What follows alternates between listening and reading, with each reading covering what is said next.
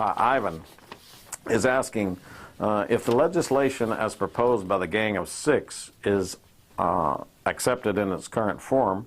I would appreciate understanding how that would affect me as a retired civil service employee under the CSRS, retired as GS9 in 2003. Now he's on Medicare with FEHBP as my secondary insurer, who never worked long enough to qualify for Social Security. Thanks for allowing me this opportunity to ask my question. Ivan, it's pretty uncertain what the Gang of Six suggestion really is. It's very fluid. They're changing it every day. And in fact, it's not even written in legislative form yet. That tells me that the Gang of Six proposal is not going to be even voted on in the House. There's a certain, in other words, you can't just pitch a bill up today. There are certain time limits. We in the House have 3 days that you have to look at a bill online. We want the citizens of the country to be able to review it. I think the Senate has similar proposals.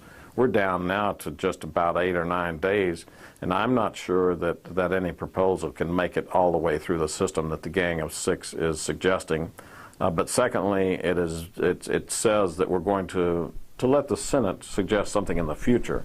Now I'm telling the people up here, I'm from New Mexico, I'm going to trust my neighbors, but we brand our cows back in New Mexico. We're going to see what the Senate actually wants to do before I accept their first part. And I hear a lot of my House colleagues saying the same thing. They're not going to vote on anything that has a bill in the future that we might see. So the Gang of Six proposal is being talked a lot by the press, but frankly, I think it is DOA, dead on arrival, in the House. The House has currently the only suggestion for curing this problem of the debt limit. It is cut spending now, cap it into the future, and give a balanced budget amendment. Cut, cap, and balance. It's the only plan that's been voted on.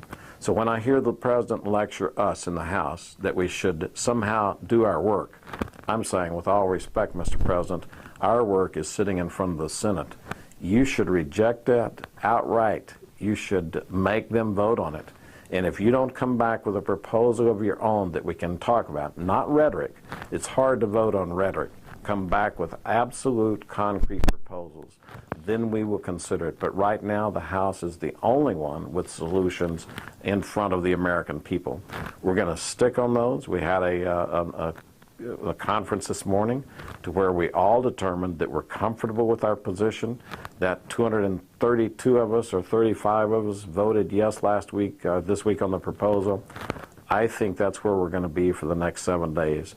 I applaud our leadership for standing firm for the solution that I think is good for the country. Cut the spending now, cap it into the future as a percent of the economy, and give us a balanced budget. Well, I've enjoyed the opportunity to visit with you on this Facebook town hall. We're going to do more in the future. We just think anything that we can do that makes the policies come closer to you, the discussion come closer to you, to where you're included in it every day.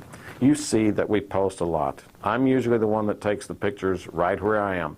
Very rarely I'm the one on the computer. Allison identifies herself when she gives the answers, but I post a lot. We really appreciate your participation, appreciate you taking the time to write these questions and watch the responses. God bless you, and God bless this country. Thank you very much.